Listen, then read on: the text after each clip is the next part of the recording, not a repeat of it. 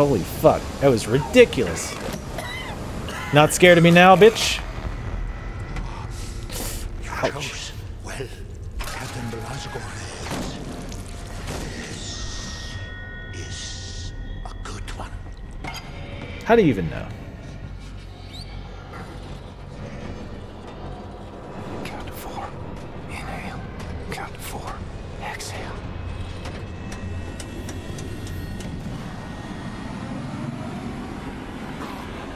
Hey, buddy. One of us is in big trouble.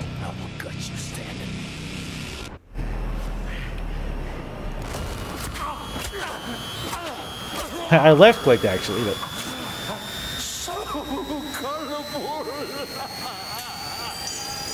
stab the grenade.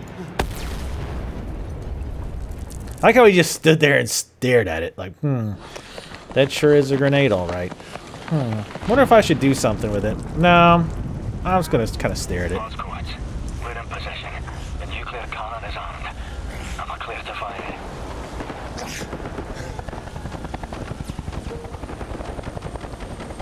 A mighty woman with a torch, whose flame is the imprisoned lightning.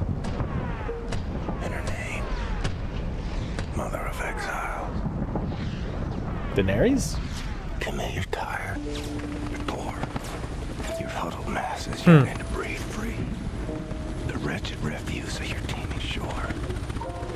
Send these. The homeless. Tempest-tossed. To me. Is somebody gonna pick up Blazkowicz? Who? Do you read? I'm clear to fire. You're clear.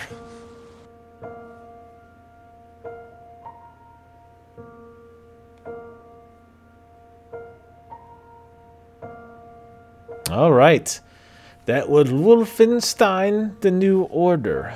I believe that the stars keep All right, we'll probably turn that music down because it's probably going to be a content ID match. All right, so this is where I typically talk about overall what I think about the game, like a mini review. Overall, great game. It's really nice to see more games like this with more, fallback to the old style. Minimal regenerating health. You pick up armor and health along the way. There's not as much exploration. It was definitely more linear than, the older style FPS games, less exploration. There was still stuff to find and look around, find the hidden items, which is nice. I'm glad that that's there. A little bit more open levels would have been nice, but, whatever. I like more open maps, but linear kind of helps me because my memory's so freaking bad that when it's open, it tends to take me longer because I've forgotten how to double back and all that. But it still would have been nice to have. But yeah, it was really, really good. The gunplay felt really nice. Graphically, the game looks amazing. Obviously on YouTube, not so much. I'm running on medium settings just so that I could record close to 60 frames a second. But yeah, it's but yeah, even I've got a pretty nice machine. I got a GTX 970, and I could run it high. It's 55 to 60 pretty much all the time, everything max, but I had to lower it. But it still looks damn good on medium is the thing, and it runs really well. Again, other than when I'm not recording. Recording drops it down, but that's not the game's fault by any stretch. But yeah, it looks great. Sounds, the guns feel really good. Guns were nice and varied, I guess, for the most part. The little additions that you could get, like the alternate fires, was nice. Like the shotgun with the blast that goes around the corner, and whatnot. That kind of stuff was really cool. Shooting the Nazis and stuff felt really good. Like it was just they would react to getting shot in the arms and legs and, well, the head, obviously. So that was all really good. It felt really nice. The pacing was pretty good. There's a mix of things to do other than just running and shooting. So there was, nice mix of stuff to do. Voice acting, the story is actually pretty interesting. I still feel like there was some stuff there going on that we didn't quite understand. But the ending's kind of sad, of course, because and I also like the kind of a reference to her being like the Statue of Liberty and all that. That was pretty cool. But yeah, the story was actually pretty interesting. Weren't really expecting it to be that in depth in the game like Wolfenstein, but you know, it was passable. It was fine. Like I said, the characters were pretty cool.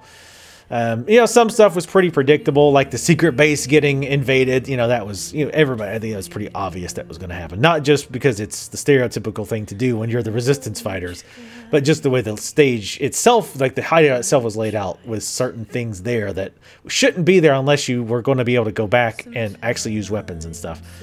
But yeah, it was really good. It was longer than I thought. Like the how long to beat.com said about 8 hours.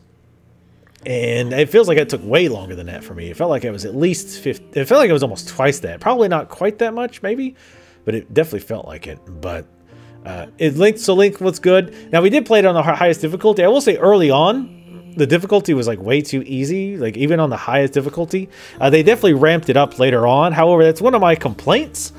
Is the way they tried to make these areas more difficult felt incredibly shitty. It just felt very fake. Like having like, well, one, and this wasn't really a difficulty thing. Taking your weapons away and your ammo and shit away every stage sucked. Like that was really, really stupid. A few times it made sense. Like when you're getting on the train, you know, fine. You can't take your weapons, whatever. But like every single chapter, you know they're either going to take all of your weapons away, or at least you're going to lose a lot of the ammo, the grenades, the knives. You lose that, or at least you lose some of those, and there's no sense to it. Like why? Like you can't tell me in 2014 a mechanic that has worked fine for over a decade, and that being taking the amount of guns and ammo and shit you have going from one stage to another, was something you couldn't figure out. So either it was grossly inept problem on the technical side, which I find highly unlikely, or just some bizarre design decision, which I would say flat out bad design decision, because part of the allure of searching and finding all these extra items is so that you're prepared for upcoming areas, especially on higher difficulties. You need that extra ammo and armor and all that shit, but then you take it away at the end of a chapter. It's like, well, that was stupid. Like why do that? So, and you're taking away guns that I had, you know, that's just lame. That was definitely one of my big negatives. But going back to what I was saying before, one of the ways that they tried to add difficulty that felt very fake to me was the spawning of guards. Like that one area in particular where we nailed it down to, okay, we kill one enemy, another enemy spawns. We start fighting and we move past this line, another enemy spawns from this location. And now if we start fighting another enemy, now this third enemy spawns. Like it was just so obviously waves. Like in your brain's like, okay, I've killed the required number of enemies for wave 2 to spawn. Like it kept happening over and over. I really dislike that kind of thing. It really takes you out of the game and you start meta thinking it, because it's like, okay, well, now I know that this first wave of enemies isn't going to be it, because I died and have to reload. So, okay, well now I'll save the big guns for wave number 2 that I know is coming now. And you become meta planning it. And I don't like that. I like better of, you know, you're just stocked up, you're playing, you're going through the level, you know, you're being careful, you're, you know, using cover, you're trying to draw them out, things like that, instead of, oh, we're throwing you in this position and now you can't like really move around much and we're just going to spawn waves of enemies at you after certain triggers. Again, it just feels very fake, and it takes away a lot of the enjoyment of doing it. And they also really love to, especially at the beginning of the new chapter, right after they took all your shit away, is to throw you into a position where you're like pinned down. It's like, well, if I had all my weapons and armor and health, this wouldn't be a problem, but you arbitrarily took them away, and now I've got to, you know, fight my way back up again. So like every chapter was fighting your way back up, getting the weapons and ammo that you wanted. So I definitely felt like that was poorly done on their part. And some of the enemies, like for the most part, the enemy balance seemed to be pretty good. The one enemy I just really freaking hated was those shotgun armor guys. They have an absolutely asinine amount of hit points, and they do ridiculous damage with those shotguns. And then sometimes they would just spam it around corners because the ammo would just bounce around. So those guys became ridiculous. Like that one, he took 2 grenades and like a lot of shots of the one gun that's supposed to blow through armor, and still was just like, I'm fine. So those guys were way overtuned, I felt like. Even the big guys with the the massive guns. Those guys weren't anywhere near as bad. There wasn't many boss fights, really. The three-leg guy, that was pretty cool. I enjoyed that. It was a little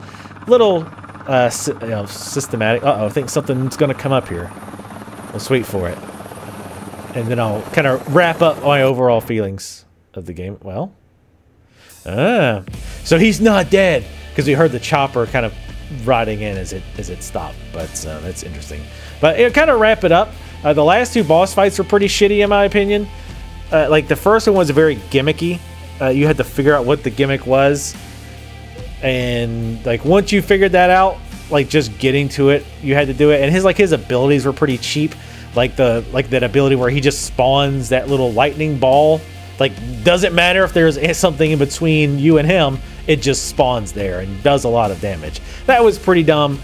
And I feel like they felt like they had to do that because the way they set up the level. It was like, well, they could just hide behind this glass, so we have to give him some other ability. And that was the other ability. So that felt pretty dumb. And then the second part of the fight was like you're trying to dodge fires, and you know, in theory, I guess that part's okay, but like making it so freaking difficult to see, I don't like in general when they try to create difficulty by saying, oh, it's hard because you can't see shit. Isn't that difficult? Like, I've never thought that's a good thing, especially when the enemies can see you perfectly clearly. Like, if it's going to be like a fair deal where we're both having a hard time seeing each other, all right, that's a little bit better. But so it's like they still have 100% beat on you, and you can't see shit. That's kind of lame, especially when they don't have a good reason for it. Like, he didn't have any night visor or anything, you'll notice. He was just in a cockpit.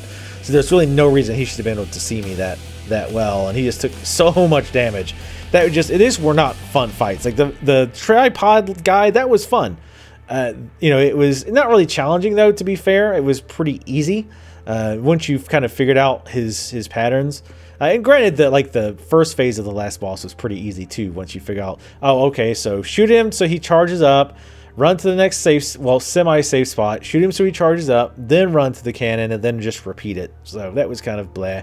But then, like I said, that last fight, like, you just feel like you're unloading your entire arsenal into him, which again makes sense, I guess. He's the last boss, but like having to dodge all the fires, and again, the dodging the fires, again, not too bad, but the vision part just really made that suck balls.